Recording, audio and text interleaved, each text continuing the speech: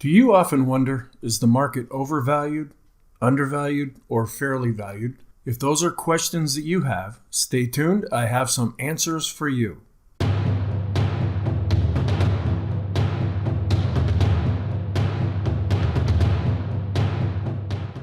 Before I start on this video, I want to remind you that I have a free workshop that is available to you by clicking on the link in the description box below this video. It's about 90 minutes long. I'm not trying to sell you anything. I'm just trying to offer you some insight and different ways that I think, and to help you possibly think in different ways yourself. The coverage includes a lot of different areas. Of course, I talk about the financial markets in general and a little bit about the stock market itself.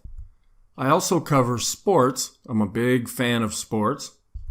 Music. I've been playing music since I was very young. And I also talk about professional and personal relationships.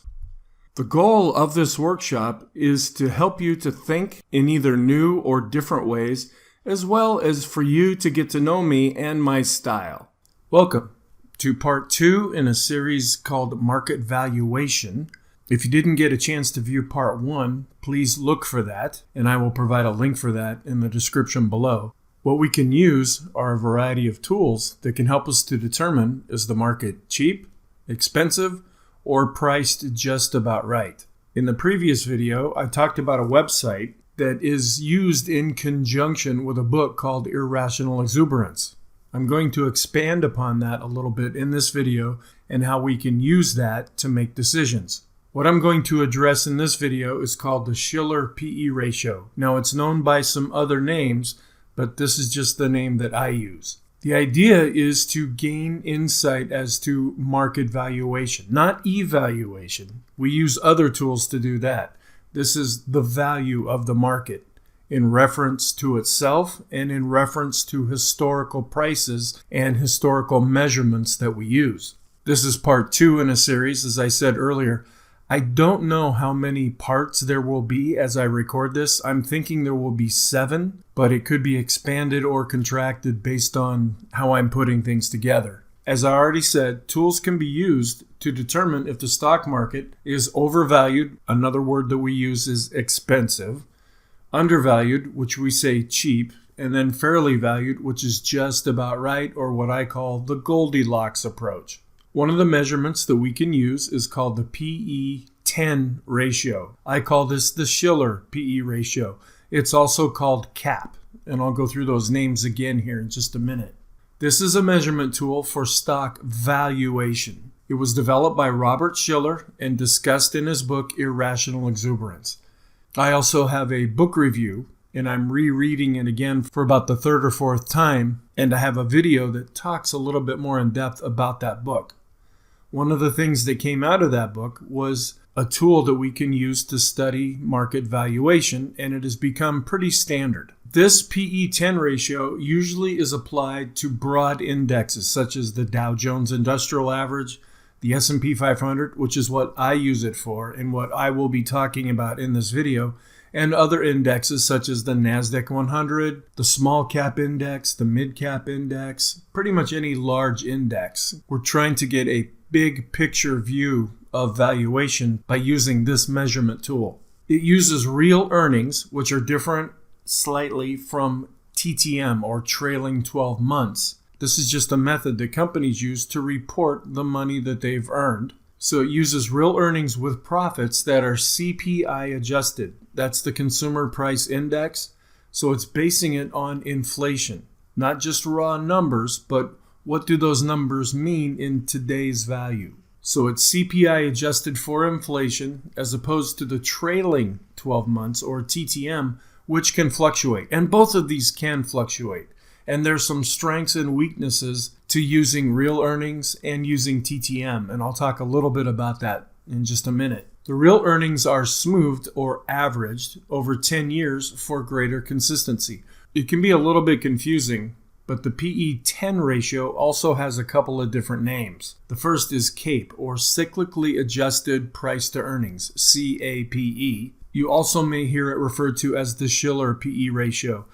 This is the one I use, is Shiller. If you're reading something or listening to something and they say CAPE, Shiller PE Ratio, or PE10, they're all talking about the same thing. What is the logic behind the PE10 or the Shiller PE Ratio? Robert Shiller sought to improve upon the extraordinary and legendary work of Benjamin Graham and David Dodd. Some of you may be familiar with some of their work. It was a long time ago, almost 100 years now, but they did some real analysis and put out some work that is still used today. The book that they came out with was called Security Analysis, and it was released in 1934. Although it's pretty dry to read through it, it should be in all investors' libraries, especially if you're having trouble sleeping sometime. Now, if you're an accountant or you're into number crunching and you're into that kind of thing, this may be exciting to you. But for a lot of everyday investors, you may not find it all that exciting, but it could be good to have just as a reference tool, or you might read bits and pieces of it from time to time. Graham and Dodd, in their book, stated that PE ratios can often be temporarily illogical and produce extreme readings, either high or low. In order to smooth earnings, Graham and Dodd suggested using an average of the earnings per share, or EPS. And that's what Robert Shiller did. He just took a 10-year average of those earnings instead of just using the last number. The Shiller PE ratio then uses a 10-year average. These numbers are freely available, and if you want to do some research and some number crunching yourself, you may look into developing your own PE ratio. Here are the two books that are recommended. The one on the left is The Intelligent Investor, written by Benjamin Graham. The other book is Security Analysis, and that was written by Graham and Dodd. You find that a lot of investors or high-flying money managers, if you go into their office or if you look at their library of books, they'll pretty much have these books on their shelves. Most investors do have these books, but they often go unread. I have them. I just look at them from time to time. I don't read them from cover to cover. It's not exactly cutting-edge excitement. So how is the PE10 calculated? The annual earnings per share, or EPS, of all stocks that comprise the S&P 500, that's what we're focusing on here, are adjusted for inflation using the Consumer Price Index, or CPI.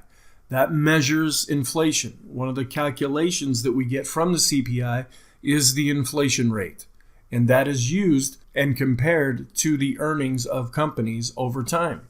Then a 10-year average is calculated. You just come up with a number and divide by 10. The current value of the S&P 500 is then divided by the 10-year average, or EPS, number. There's a new calculation that has recently come out that I'm starting to use and starting to do some research on, which is the inverse of this calculation. Instead of taking the S&P 500 and dividing it by the 10-year average, what you do is the opposite. You take the 10-year average and divide it by the S&P 500, and this is called the excess current yield. I'm going to look into that, do some research on it, and if I find that valuable, I will do a video about that. The result then of what we're calculating here is the PE10 ratio, CAPE ratio, or the Shiller PE ratio.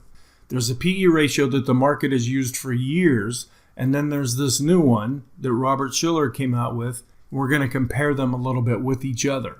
One of the things we need to look at is a thing called real earnings versus trailing 12 months. How are they different? Now, I'm not an accountant, so I'm going to keep this as simple as possible. First, we'll look at real earnings, and we'll also look at the trailing 12 months. So real earnings are annual. They give you an idea of real profitability or a lack thereof. Real earnings also account for inflation since they're adjusted. Then by looking at the trailing 12 months, we look at the previous 12 months. This can be monthly for some smaller companies, but we're usually focusing on the quarterly earnings. So we get 4 of those a year, and that's what's used to calculate the standard PE ratio. And we don't use the fiscal year end like real earnings do. So we get slightly different values that we can use. Some of these values are useful and some of them not so much. What you see now is a chart of the S&P 500 PE ratio, the standard PE ratio, as of August 13th, 2021. That was a Friday. I took this from Robert Shiller's website. As of the close on Friday, the PE ratio was established at 34.85. Well, what does that mean? Well, historically, the markets have come up with static numbers of 10, 15, or 20 to evaluate if the market is expensive, fairly valued, or cheap. Anytime we get above the red line of 20, that is considered to be expensive. Anytime we're right in about the middle or the sweet spot near the yellow line, that is considered to be a fairly valued market. And anything that drops below the green line is considered to be a cheap market. One of the things that you'll notice is we can do this for an extended period of time. These readings don't mean that change is imminent. This chart goes all the way back to the 1870s. So we have a real historical perspective. Currently, we have a PE ratio of 34.85. Just to be considered expensive, we would have to drop all the way back down to the 20 level.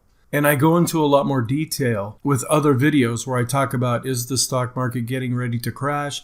Then I did an update of that video. So if you want to see a more in-depth discussion about that, please look for those other videos. The next chart is the Shiller PE ratio. And at some point, I'm producing a chart where I'll have both of these together, and I may plot an S&P 500 price chart on it as well, just to give more perspective. As of August 13th, 2021, the Shiller PE ratio is at 38.81. Instead of using static numbers, I look at the median and the mean. I feel like I'm saying Idi Amin over and over when I say this. But the median and the mean are anywhere from 16.84 down to 15.85. What I really focus on personally is the mean. And just by looking at that, we are currently 2.3 times the mean. Does it mean that you freak out? Not necessarily, but it might mean that you start to develop a plan and look for other indications that a change may be happening. A lot of people are predicting doom and gloom. They see this and go, oh, head for the hills, sell everything, run, the world's coming to an end. It doesn't necessarily mean that. We can go through this for a long time. Looking at this chart, we've been above the mean ever since 2009 when we bounced up out of the recovery. So some people look at this and say, oh, that means people are willing to pay more for investments. That's a good sign. This line is going up higher. The problem is it gets to the point where it gets too high. And you can see other times where we have Black Monday. That was the 1987 stock market crash. On Black Tuesday, that was the 1929 stock market crash. And typically what will happen, at least on this chart, is we will have some sort of a top. Are we at a top now? We don't know. This is a useful tool, but it doesn't tell us what is necessarily going to happen in the future. It just lets us evaluate where things are at right now. So let's look a little bit more at market valuation. Let's compare the PE ratio with the PE10 ratio. The PE ratio uses trailing 12 months, or TTM, where the PE10 ratio uses real earnings, and there are differences between them. The PE ratio also is based on quarters, where the PE ratio is annual based. The PE ratio is not averaged. Now, you may come up with your own mechanism for averaging the numbers that you get. What is published and what most people use is not averaged, whereas the PE10 ratio is averaged, of course, over 10 years. That's where they get the number 10 from. The PE ratio is not cyclically adjusted. It's just the numbers for what they are at that time, where the PE10 ratio is inflation adjusted. The analysis that we use, as I showed on the chart, we use static numbers, where I use an analysis on the PE10 ratio based on the mean. What are some of the drawbacks of using any PE ratio? Both the PE ratio, the standard version, and the PE10 can be useful tools, but they should not be used in isolation. People are looking for the magic answer to the stock market. They want to have that one indicator or that one line or that one chart that they can look at that tells them everything they need to know. It just doesn't work that way. So this can be a useful tool, but we shouldn't use it by itself. We make note of it and we realize, okay, we're in an overvalued situation right now, but then we use other tools to determine, are things actually turning at this point? The desire to determine tops and bottoms is not assured. Yes, if you go back to the other chart, it had a peak at the 1929 crash. It had a peak in 1987. It's very overvalued now, but we wouldn't know unless we're looking backwards to know if that is a peak or not. We have to use other tools that let us look forward. Manipulation and accounting tricks can provide a distorted view of earnings. Some investors don't really care about earnings. They don't look at the PE ratio. They don't really care what's going on as far as earnings are concerned because they see so much manipulation and so many accounting tricks that are implemented that they can't really believe those numbers. They're just looking at the chart. Is the price moving up? Is the price moving down? That's really all they care about. If you've been investing for very long, there was the whole Enron debacle and WorldCom debacle, where they implemented a lot of accounting tricks that made it look like both of those companies were doing a lot better than they actually were. When it was finally uncovered, both companies ended up collapsing. It can take some time for this to develop, but eventually the truth comes out. But if you're an investor and you're in one of these investments and you find out that their earnings have been manipulated and tricks have been used, you're kind of left holding the bag unless you sell your stock. Well, once the news hits about this, the stock is just going to tank and you may have a real loss on your hands, or at one point you may have been seeing a really nice profit only to see that profit go away, if not turn into a loss. So what is the conclusion that we can take from this? Use both. That's what I do. I find value in the PE ratio, the standard version, and I find value in the PE 10. But decisions should not be based only on these measurements. Use other tools to determine what you actually do and what is actually going on.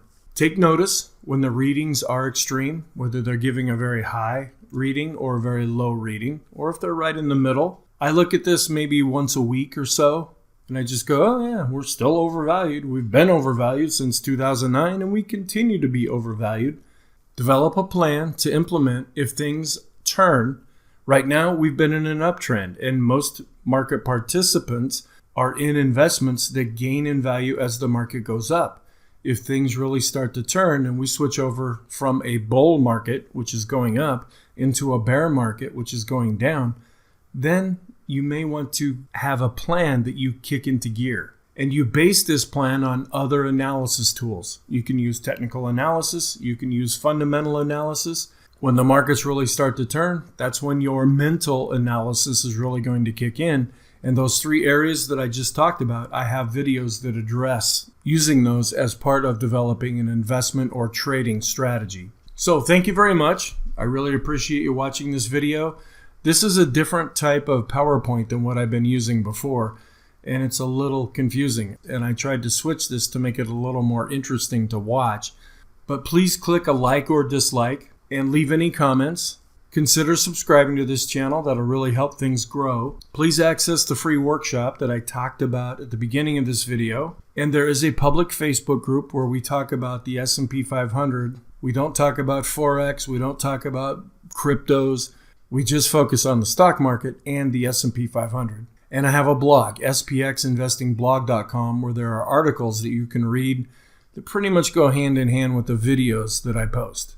So thank you very much, and I'll talk to you in the next video.